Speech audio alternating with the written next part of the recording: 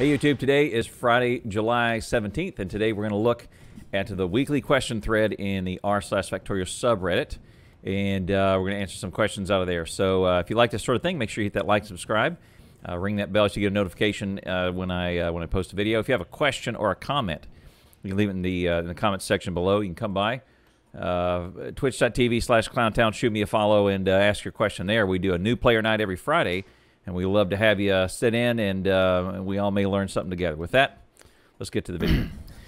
All right, great name. JuneBuggington has the first question. I just switched off all my mining pickup train stops to the same name. I've always used different names in the past and adjusted the number of trains manually as the mines depleted. I got tired of that, so I named them all Iron Mine or Copper Mine. Now I have 20 trains, all trying to use the closest mining stop. And obviously things are a little nuts and congested. Yep. How about that? Some of the older mines, of course, the closest ones, don't have stacking for more than 3 trains. Uh-oh. I know I can disable stations based on a buffer, and I'm also thinking in terms of storing the trains while setting a buffer of like 128K or whatever that is.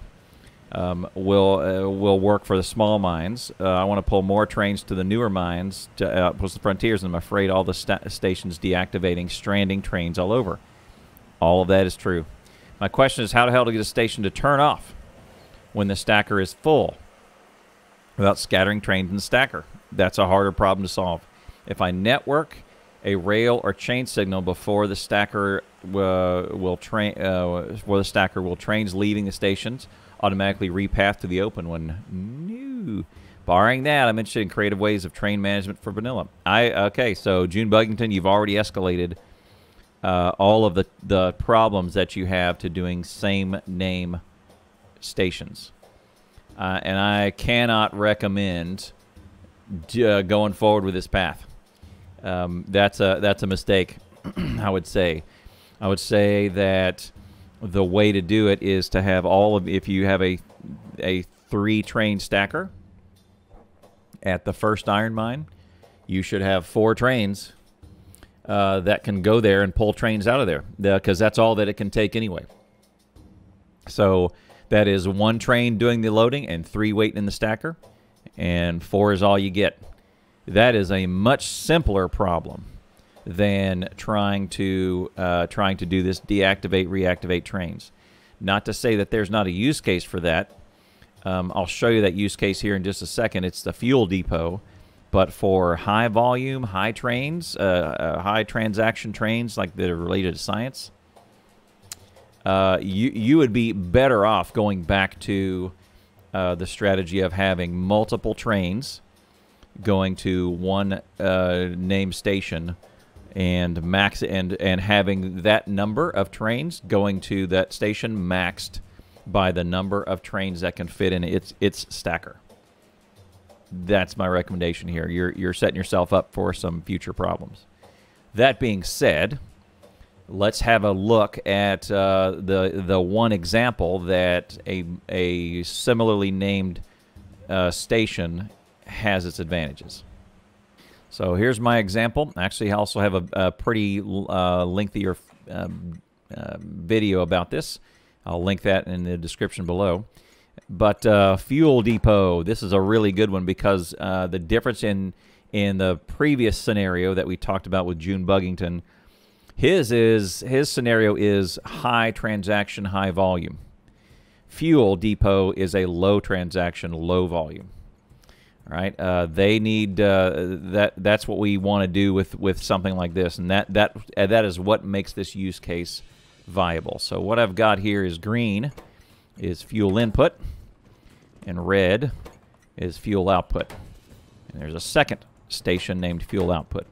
Right. So in the condition that we have, which is what I likely suspect you have here, is whenever the total number of rocket fuel or whatever you're trying is but amongst all of these chests is the same, is no more than 100. So I'm gonna go ahead and take those inserters off there, so we build up. So if we have 100 across these two chests, then we're going to disable it. Otherwise, we're gonna enable it if it's less than 100, right?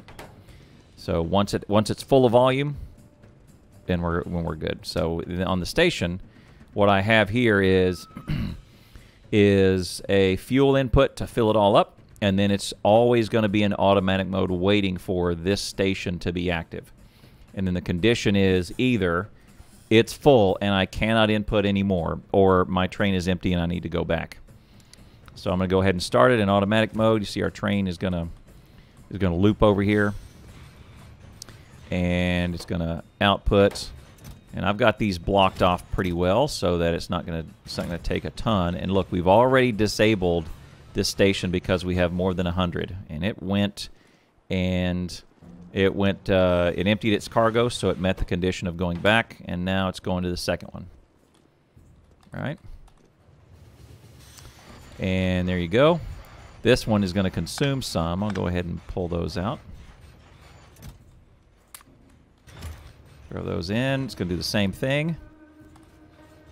And this one is already disabled. You can see the red light has now shut itself off. And there we go. Now, watch as this fills up. It meets its condition. And look here. Since we have disabled this train because it's less than it has more than 100 of each of these in its inventory. All right, so this train will sit here and wait until this condition is now true again, and once this train enables, it dips below 100. The train will re-enable itself, and offer some additional fuel. So watch this. As we're looking here, I'm going to hover over this 660.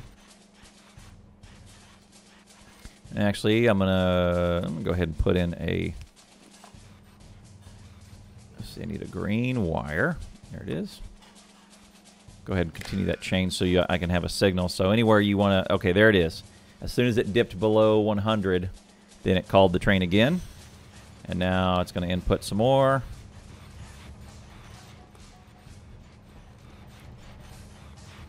So anytime you want to read a signal, you can't necessarily read the signal by hovering over it if the signal's on there, but throw it on a power pole, and then you can read the signal. See the signal on the green wire is 200 rocket fuel, right? And we'll watch it dip below 100 again. Bingo, right there. There you go. So that is this is the scenario that is that's a legit one for having a really good example for having less than for having a many trains stations named the same thing. I cannot recommend JuneBuggington's solution, naming all of your copper mines and iron mines the exact same name. That's going to be way more problems. And all of these things that he listed here will happen, and they will keep happening the bigger your base is. Dragonborn1212 says, I'm playing the game for the first time, and I have no idea how to get steam engines to work. It says I need more boilers. It says I need more boilers, but how many could I possibly need? Okay. This is what my setup looks right now, and I'm lost as what to do. The game didn't tell me to build this many in the tutorial before this one. Okay, so he's got... Let's look at his thing here. Okay, well there you go. All right, so here's what we'll do is we'll go look at this here in just a second. But look, here's the way to understand boilers and steam engines. Let's take a look at this Factorio. All right, so boiler systems are pretty easy once you get the hang of it. So the key thing to learn about this is the boiler itself gives you several indicators of what it wants. All right. So if I'm looking at this boiler wants a couple things. It has input and output. See those two arrows there? So this is from the Alt menu. I have the Alt button down right here on the toggle Alt mode on.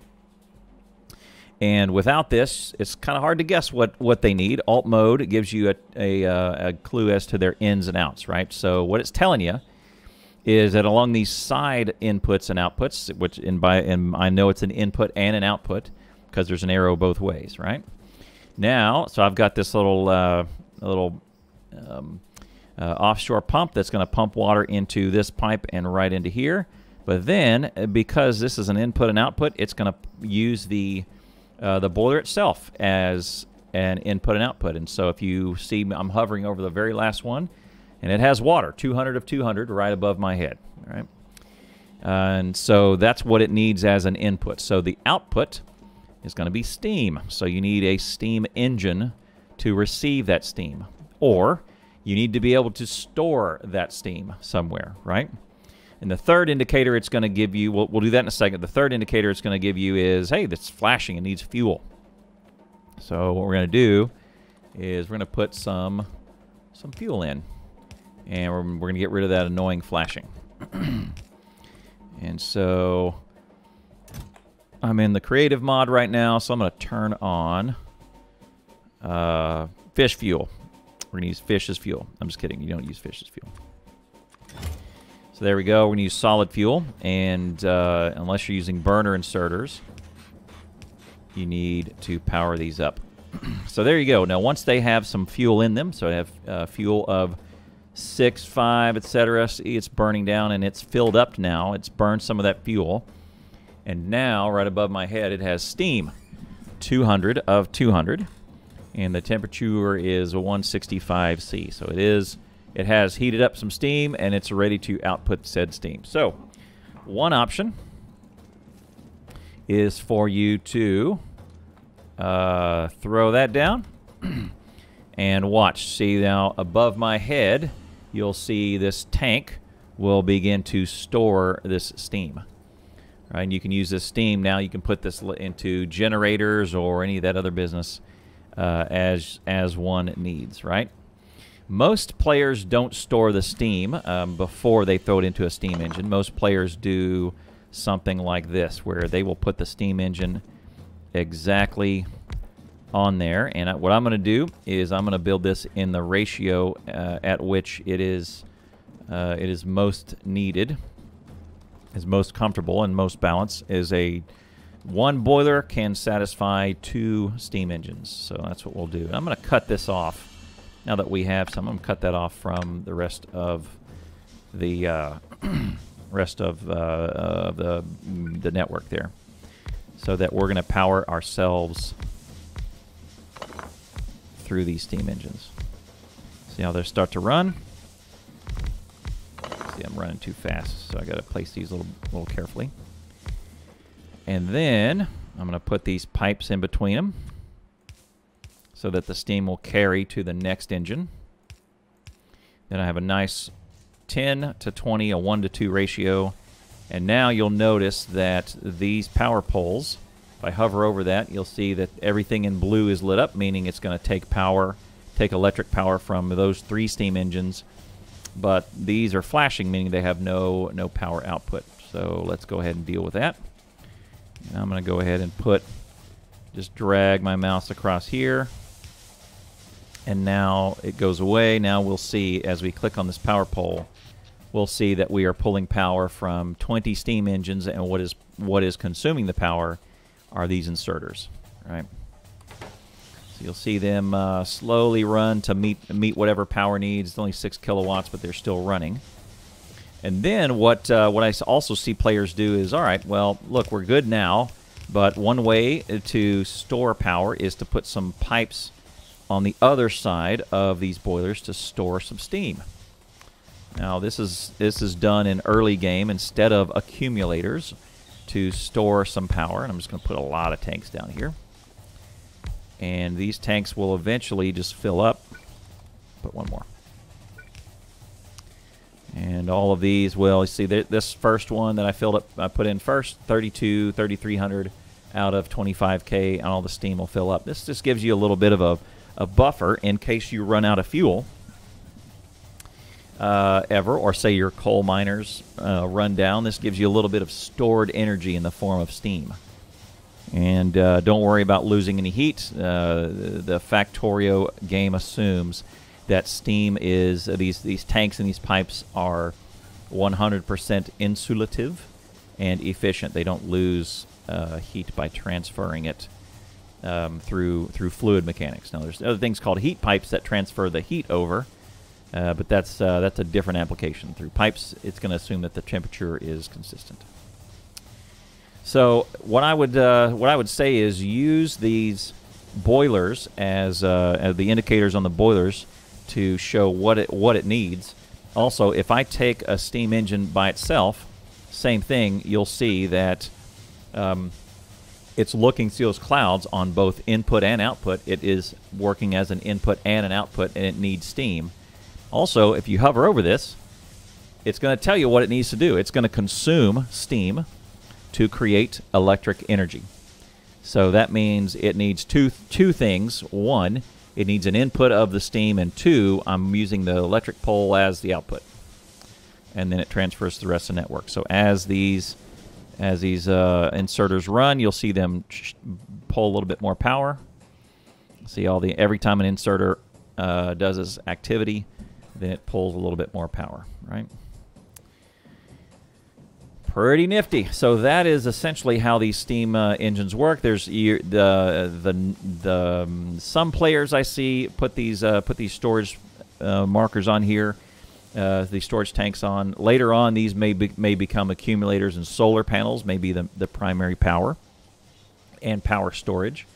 But early game, this is a great way to offset any dip in power that you may have from when you turn something on. It may give you a little bit more time also, maybe even an overnight or maybe a couple days before you brown out your power, which means you don't have enough power to run those inserters to input the fuel in or run with the miners, etc. Yeah, you can. It's also a good way to to cut over when you just get lasers. Lasers consume very little power when they're just plugged in. As soon as they shoot something, they consume a lot of power, and this is a great use case until you get a lot of accumulators up. This is a great use case to store some energy, and this steam can dump back into the steam engines and consume down for some electricity if you're having trouble keeping up with your solar overnight or you don't have your accumulators down yet. This is a great way to compactly store a bunch of joules and kilojoules and megajoules of energy is in these steam tanks. All right. So that's essentially how these steam engines work. There's lots of different arrangements you can put these in, but on the Factorio wiki you'll find this. You also find this ratio of 1 to 20 to 40. 1 offshore pump, 20 boilers, 40 steam engines. I've made it in half. I've cut it in half. But the ratio is the same, and there you go. There is an early game power setup. Quizzer106 says, "Are crazy beacon setups viable with pollution biters on?" Yes, actually they very much are. That is in fact the way that you megabase, and it is one of the ways that you do technological superiority and production superiority over the biters. The beacons will allow you to have fewer entities making more product. And in the end game with Factorio, the battle is not against the biters, end-to-end game. The battle is not against the biters. The battle is not against finding more material. The battle is against your PC or your server. And you're going to be battling the performance of the CPU, the RAM, the UPS updates per second. And beacons help you to have fewer entities taking up UPS. Entities such as inserters and pipes and assemblers and inventory updates. All of those sorts of things add to the UPS values. In fact, if you have, say, I can either put down 20 assemblers making a product or 6 assemblers beaconed making the same volume of product. Which one is more UPS efficient? The beaconed ones are more UPS efficient. Pretty handily. Every time an inserter makes its activity, every time an assembler runs, it adds UPS. It demands more UPS. The fewer inserters you have running, the fewer assemblers you have running, the better. Even if they're running turbo, and running at a super high rate. The one that really drives this home is the productivity modules. Productivity adds lots of material out, and extra material, for the price of pollution and the price of power. So specifically, if you have all of your power being generated from solar, which is one of the most UPS efficient ways to generate power, it is actually the most efficient way, although it takes a bunch of real estate. All of a bunch of solar panels in a single grid count as one entity. So it's super UPS efficient, and you give up pollution, you give up power, and you give up some speed, which can be offset by all the beacon arrangements around it. That is ideal, is having 16 effect sources on an assembler, 12 of those in beacons and 4 of them in productivity modules.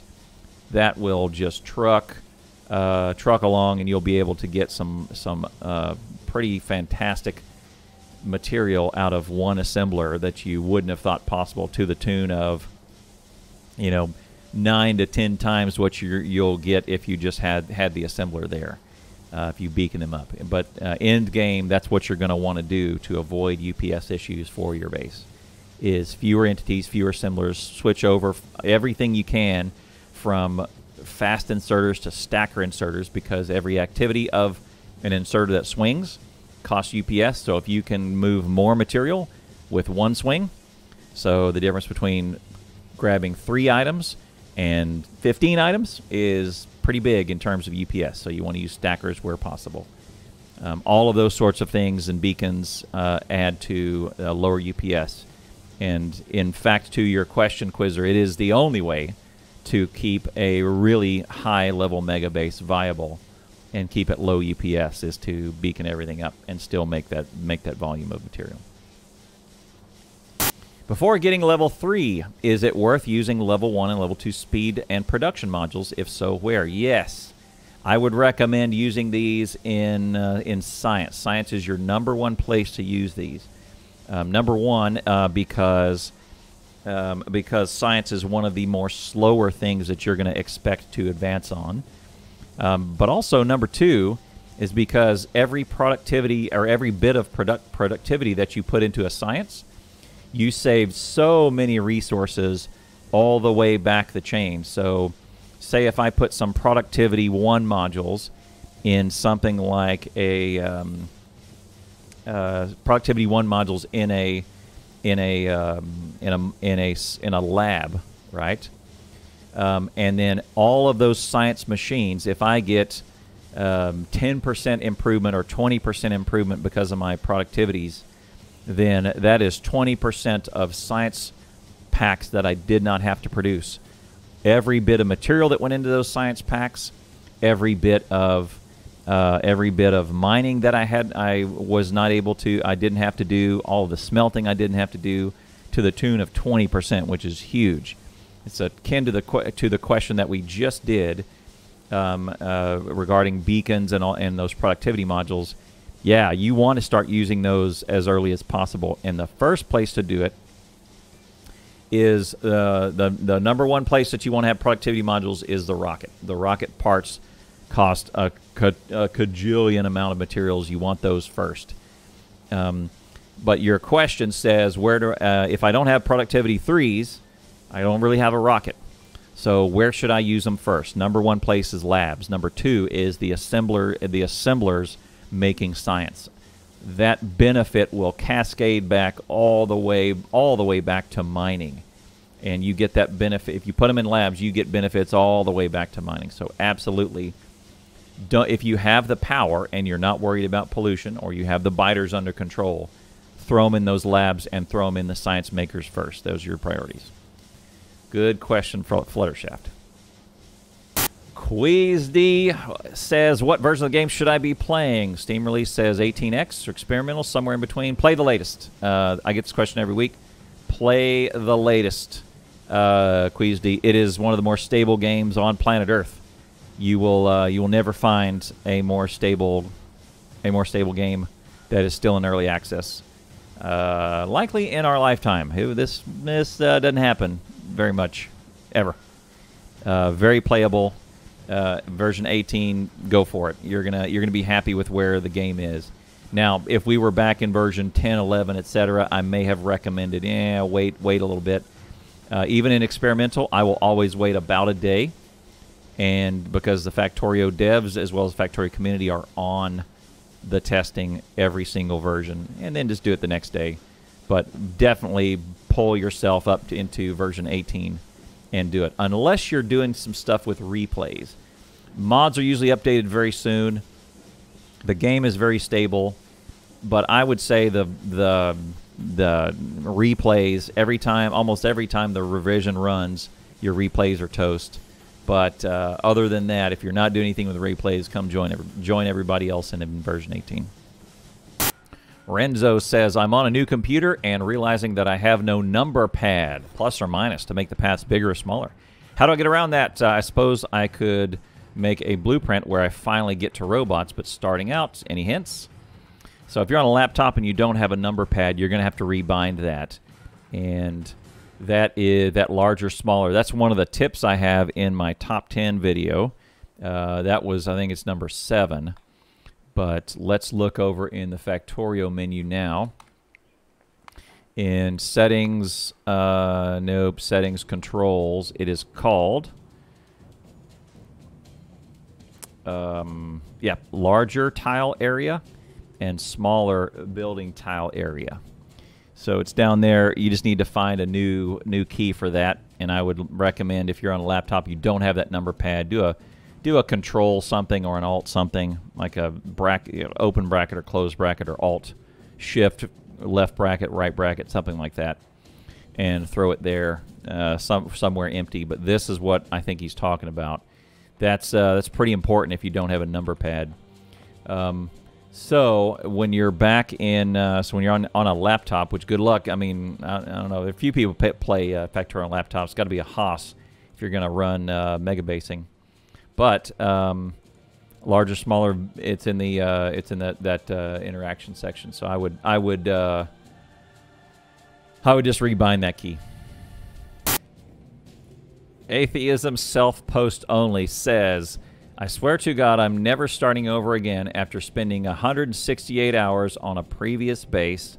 Building up to where I was feels so painful, but I want the Lazy Bastard achievement. That's not a question.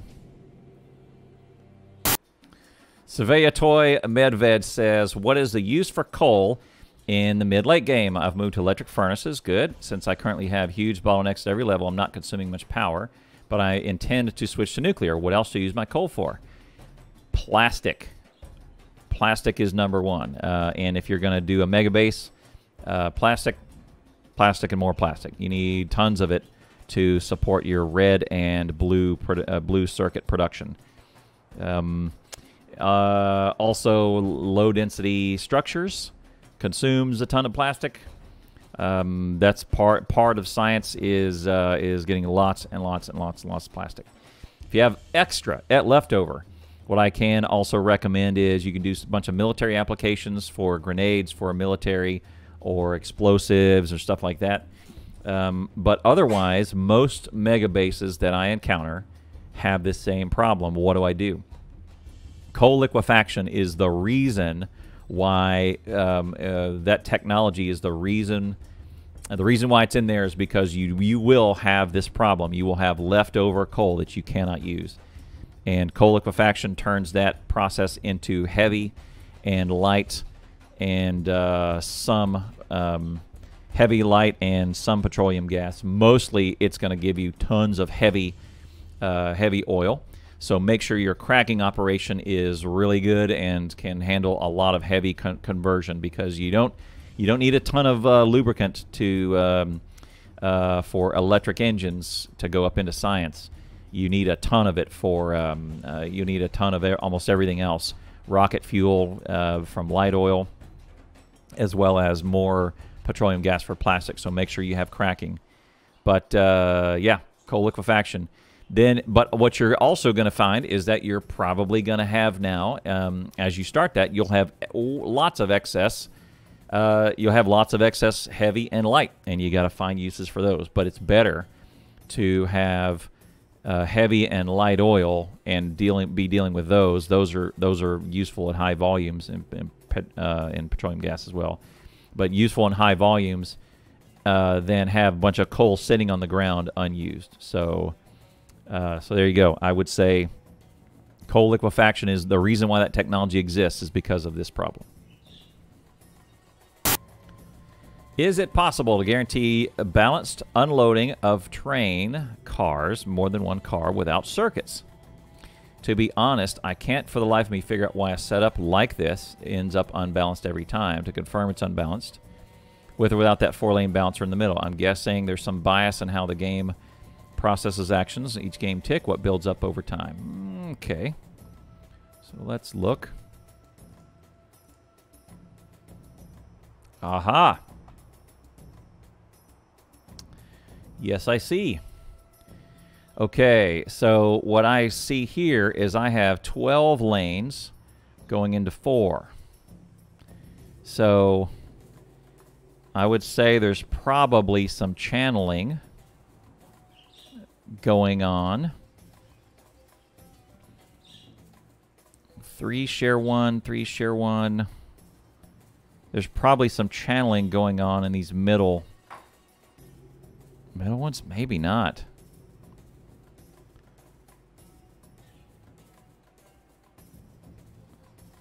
Maybe if they're being pulled off at a different way downstream, maybe.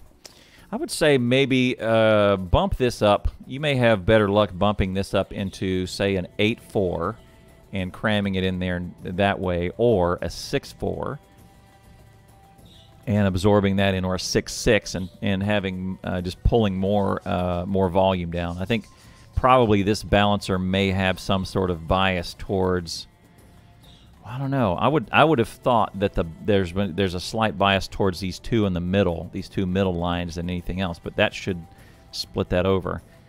I don't know. My suggestion to try and solve this problem is to try and play around with this balancer and make it a 6-4 or a 6-6 or something that is a multiple of 6 rather than a multiple of 4. You may have some weirdness going on here, assuming you're using 100% of this at a blue belt rate. Possibility is trim this down into only 4 inserters per cargo wagon, and that may help you out with the amount of bias or lack of bias that goes into this. I suspect that there may be a inserting on the left side or the right side of the belt line may be something going on there. So there you go. NATO Potato 390 says, I love it when I can look back at a huge factory I built, but I hate using anyone else's work, blueprints, progression methods, and I don't have time or organizational skills, etc. to build everything from scratch. Well, okay. And have it work well. Any thoughts? All right. So that's a great problem. There's lots of frustration expressed in different ways. This is probably the most clear I've seen it presented, in that, hey, here's what I want to do, and I don't want any spoilers in Factorio. But then here I don't want to start building my factory and then wake up at, or then I look up at the clock and it's 4 a.m. and now I got a meeting at 6. I got to be at work at 6. That's a great. It's a tough problem to have, man. Factorio is. Here's the good news. I can't really give you a good answer. This is the problem that you kind of need to choose a path. But here's the great news about Factorio is that you can go use other people's work. No one's going to blame you. You can use your own work. No one's going to blame you. Play it your way. But the good news is that I've gone through and I've studied lots of different players, lots of different work from other players, lots of different blueprints, and the best thing about it is there is no right answer. I don't think you're gonna have that much taken away from your game experience if you do use other people's work. It's such a multifaceted game and a deep game with so many mods and so many different ways to experience it. You're gonna be fine. You're gonna get a full, rich gameplay out of your $20 or $30, whatever you spend on it. So yeah, don't be afraid to do that. But it is your choice on how to do it. You kind of this struggle that I see you having. You're right on it, man. Good luck. How many exoskeletons minimum do I need to run faster than biters? It's a great question, and we can test this. All right. Similar to a question down here that we'll look at. It says, new player here. How does power consumption work from a personal battery? I'm in game now. I have Power Armor 2 with 2 exoskeletons, which 400 kilowatts. 1 belt immunity, night vision, 510. All these powered by 17 portable generators at 30 kilowatts. How many fully charged batteries will I need to power all my modules through the night? So a couple things that we can look at. I'll show you in. I don't have that set up, but I'll show you in this setup for Mark II. So we'll just talk through some general things. So keep in mind that these really don't necessarily pull power away from your power supply unless they're charging up. All right,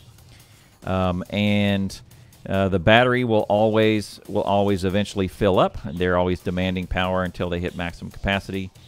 And things like personal roboports, they're steady state until they are in use, repowering up your bots that have just exercised. Also, exoskeletons only pull power when you're moving. All right, so it's kind of difficult to answer that question, because if you stay still overnight and you don't use any of these things, then you're not going to draw much power at all. You'll probably draw just the 10K little bit that is for your night vision. But if you're not using shield and you're not using roboports and you're not moving around so much, then it's not going to draw at all. So this may be, but this is what a typical non-biter. I guess you have some shields for trains, but you may have a PLD, a personal laser defense in here. One of the cool things that you'll get later on. But then to that other question, but your approach is right, that you want to use those batteries to bank all that power during the day, and then have some spare at night. So if you can get these Mark II batteries in there, that's some great storage, 100 megajoules. But if you've got only the other personal batteries in there, it's still pretty good, 20 megajoules instead. Eventually, there's a process to upgrade those. But what I would say is it's really difficult to answer the question that you have framed based only on your without knowing your movement, and that you're going to move the same amount all night. So then to the other question, what do I need to outrun a biter? So we look at biters using this mod. The fastest ones, depending on the biters, so you can hover over them. They have a speed. I think you can find these in the wiki. But let's look at the flavors of them. Small is 43 kilometers an hour. Medium goes up to 51.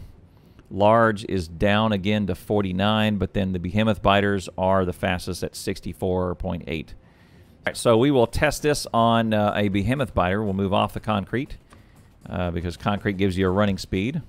Go ahead and plop one down, and right now I have 2 in my two in my inventory. And let me poke the bear. And 2 is not enough. He's going to gain on me. So let's add a third. And we'll just here. A third, he is barely going to get. He's going to gain on. He's going to gain on me barely. So a third is not enough. So we're going to put on 4. And I'm putting some distance on him. Let's not go on the concrete. We'll just run on here, on non-concrete. And yeah, I can put some distance in. So 4 is outrunning biters. On concrete, if you're on refined concrete, which we just tested, it is 1 is too slow, 2 is just enough. But out here in the wilderness, 4 is your minimum. 5 can separate it out. There you go. All right, so there you go. Lots of good questions this week for Reddit, and lots of them had to be proven out on the field. That was good. I kind of like taking it out of the theoretical and actually giving practical advice and demonstrating it. So I may do more of that in the future. If you like this sort of thing, hit that like, subscribe. All my support links and links that I've talked about are in the description below. Leave a comment if you have any questions, or come by and see me. Thanks so much for watching, and we'll see you next time.